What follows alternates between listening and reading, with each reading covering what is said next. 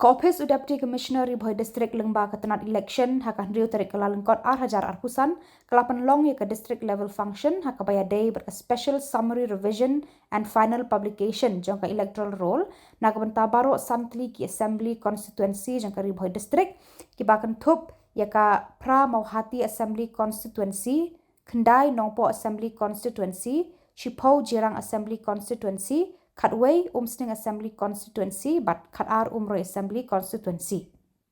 Ya katei ke summary revision and final publication jangka Electoral Roll 8 long hakah riu tarik Kyllalyngkot Conference Hall DC Ophis Balayadon lang dekat Kong B.Ranee Additional Deputy Commissioner R.Brahma Additional Deputy Commissioner E.K Dkhar Assistant Commissioner lambat kiwe kinong mikmat naki seng-seng pertai. Syuk hakate kaju kesngi nak kalian kita ki he officer kila yo ruban IT sendon yaki final publication of Electoral Roll syakinong mikmat jang ki seng-seng pertai ki balawan banyadon lang hakate kajingelang. Last date ben file ki table objection kade aku artik jemu January.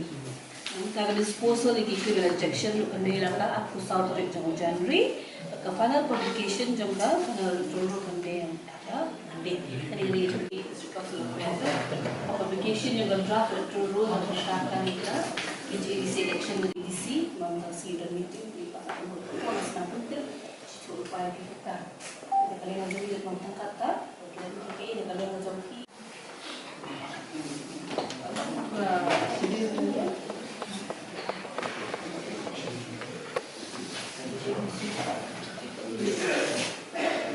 DC mengasih dan meeting di Pasar Polis Nampung cukup upaya kita kalau yang jadi tentang kata kita ini kalau yang jadi